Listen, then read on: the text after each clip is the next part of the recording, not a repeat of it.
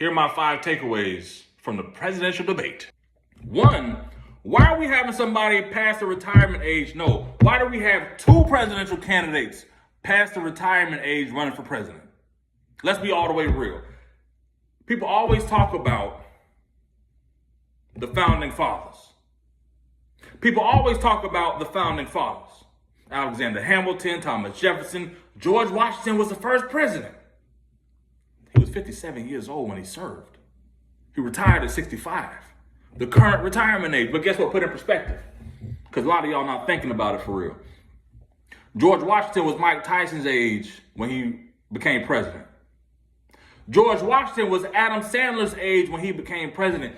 George Washington, not the Carver, was Halle Berry's age when he became president. Kurt Schilling, Troy Aikman, Rick Smits, Tim Hardaway, who has a son currently in the NBA. He's not Bronny, but he's in the NBA. And he's 57 years old. It should put you in perspective of like, damn, I seen these guys play in the 90s and early 2000s. And they only 57? The same age as the founding father? But all of a sudden, we're going to the nursing home to get a presidential candidate? Let's be real. Don't listen to Bakari Sellers. Don't listen to Simone Sanders and Van Jones and all the rest of these pundits who just talking that talk because they're getting a check and they got a battery in their motherfucking back. I'm going to tell you the real. It doesn't make sense. That's the first point. The second thing is, last night I saw everybody talking about Gavin Newsom, and I get it. I get it. Everybody wants that Tom Brady look. Everybody wants a Tom Brady on their team. You feel me? Tall, slim, slender, good-looking hair. All the other check boxes of white America, what you need, right? Of success. Guess what? How you going to have a black woman, a qualified woman, a woman of Alpha Kappa, Alpha Sorority Incorporated, a Howard University grad, skipped over for a white man? Make it make sense. Do you think, put it in perspective, Democrats, do you think that you're going to replace a black woman with a white man and keep the black vote in November? We're talking about Atlanta, Georgia. We're talking about South Carolina, North Carolina. We're talking about a little bit of Broward County because it ain't in Miami no more. Okay?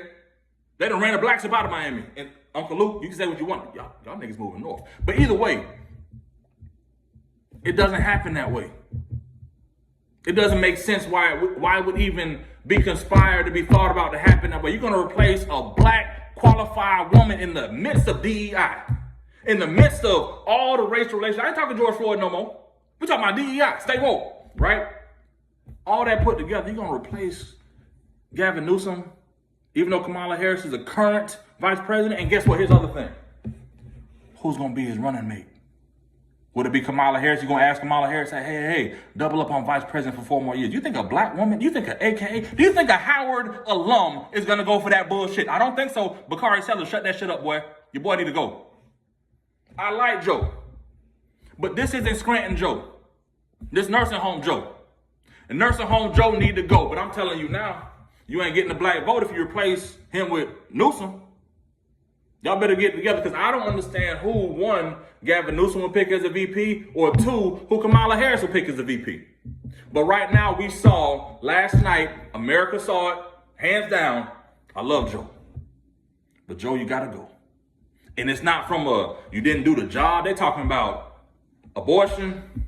They're talking about Israel, Palestine. They're talking about Ukraine. You know what people focused on? The inflation. Have you looked at the price of eggs, gas, milk, motherfucking diapers, daycare? Do you know what people actually care about today? Insurance rates.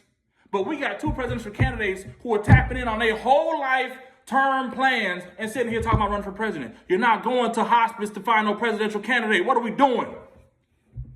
What are we doing, America? The third point I want to bring in after last night's debate, to be honest, I had to go to LinkedIn and find me some of those black jobs. And guess what? I'll be real with you. I saw some of these black jobs and they ain't look too bad. These black jobs didn't look too bad. I'm talking about city managers, 60,000, DNC. Amazon had a job. I didn't know you could put in black job on LinkedIn and find jobs, but you can. Go find you a job on LinkedIn, baby. What are we talking about? Fourth thing, I think that being real, part of it is some of us think that, Trump is lying, Trump is lying, Trump is lying. I'll be real with you. Have you ever been in a rural community and just gone to the bar? I'm talking about rednecks. You know, it used to be a sundown town. I'm talking about the KKK used to ride through that bitch. Because go sit at that bar. And go sit at the bar and listen to the people. They could be speaking some broken, redneck, backwoods, whatever it is. But they talking about Trump. And they believe in it. They still believe the election was stolen. They still believe that he won. And y'all gonna sit here and talk logic with people who ain't got no damn logical sense? Are you dumb? That's what's wrong with the country right now. Let me tell you what's wrong with the country right now. See, what's wrong is we sit here and expect that logic is gonna win. But guess what? Logic ain't win in 2016, did it? Remember when Simone Sanders, no, she was with Bernie. Remember when Bakari Sellers and all these highfalutin Jack and Jill black political pundits were telling you about Hillary in 2016? What happened? All the eggs in one basket. Hey, you the best. Hey, Joe, this is the same game. Hey, follow this game plan, my boy. You gonna get it. You gonna get in with this. They don't care about that Trump shit. Well, they'll look at it and say, you know what? Well, at least under Trump, I got me what that was, coronavirus check, that $1,200. When shit went sour and things got too high, I got some money. That's what people gonna remember. And that's what Trump gonna bring back. He's shooting from the hip, but it don't matter.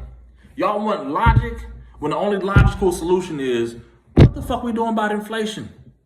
And if Biden doesn't have an answer for inflation, guess what? His replacement ain't gonna have one either. My fifth and final point, to keep it real, when you get down to the brass tacks of it, you gotta talk pocketbook issues. If Biden doesn't have an answer for inflation, Kamala Harris can talk about everything all day. It don't matter. Because pocketbook issues matter. And you know why I say pocketbook issues matter? Roll it back. We've been voting and older long enough to realize that in 2008, when we were going through a recession, what did Obama talk about? The economy. What did they say? That Bush said, if Obama keeps talking about the economy, we're going to lose. That's what the Republicans were saying. Mitt Romney, Bush, everybody. But all of a sudden, we have $7 milk. We have $5 gas. Remember when a banana used to cost 99 cents? How much is a banana in your damn grocery store? $1.25? $1.50? It don't even matter right now. You know why? Because guess what? That's the issues that matter. Talk about all the other shit all day. It don't matter. That shit don't matter because guess what? When I got to go in the store, the day after I hear this presidential debate, and I got to pull out that card and swipe that bitch, and I'm sitting here like, damn, these same groceries used to cost $30, now it's $80. That's what people voting on.